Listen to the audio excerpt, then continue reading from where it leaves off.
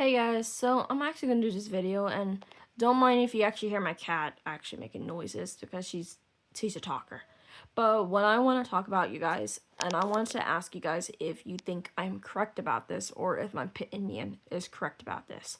So it's gonna be towards with Unicron. Of course, I've been talking about with Unicron a lot, but I want to ask with you guys, do you think I am correct about this? So of course we know Unicron has two origins. So which origins do you guys prefer? The one where he was created by the scientist known as Primacron, or the second one, which is actually the entity known as the One? So we all know in 86, they're saying that he was created by the scientist known as Primacron.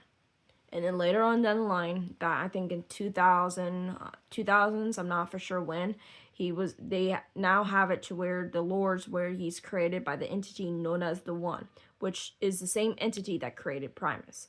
So I want to ask you guys is, do you think I'm correct about this? So we know that in 86, of course, like I said, he was created by Primacron, by a scientist. And then later on, he was created by the entity known as One.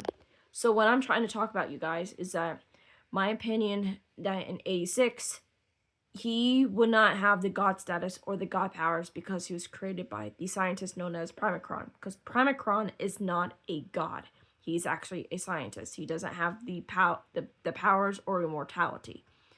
So Unicron would not also be related to Primus. So, but once it gets into later on down the line to where they change it now to where he's created by the entity known as the One, he will be related to Primus because it's the same entity that actually created Primus. And Unicron would have the god status and the god powers and also have the god title as God of Chaos and Destruction. Do you guys think I'm actually correct about this, and does this make all sense to you? Let me know in the comments, you guys.